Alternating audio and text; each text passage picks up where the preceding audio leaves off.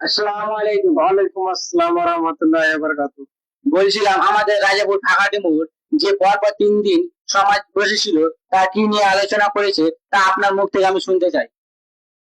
আমাদের সমাজ যে ইম্পর্টেন্ট মাদক মুক্ত একটা সমাজ গঠন করার উদ্দেশ্যে যে পরপর 3 দিন যে মিটিং হয়েছে সেটা হচ্ছে মদ, গাঁজা, লটারি এইসব নিয়ে। তাই আমি আমার সমাজকে এইটুকু অনুরোধ করতে পারি যে এর পাশাপাশি যদি সুদ আর মেয়েবাজি এই দুটো নিয়ে একটু ভাবনা চিন্তা করে তো আমি এবং আমার সমাজ খুব গর্বিত।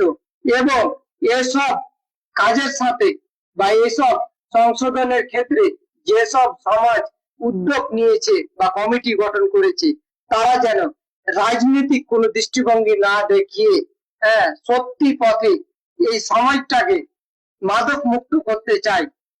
তাদের উদ্দেশ্যে আমি এইটুকুই বলবো যে আপনারা একটু সুদ এবং মাদক এই দুটোই জিনিস নিয়ে একটু পর্যালোচনা করবেন, তা আমি খুবই গর্বিত থাকবো। আপনার কথা শুনে আমরা খুব গর্বিত, আমাদের সমাজও গর্বিত। তা আমরা এমন একটা সমাজ চাই, নেশামুক্ত সমাজ বা সুদ মুক্ত সমাজ। তা আমাদের কথা গুলো অনেক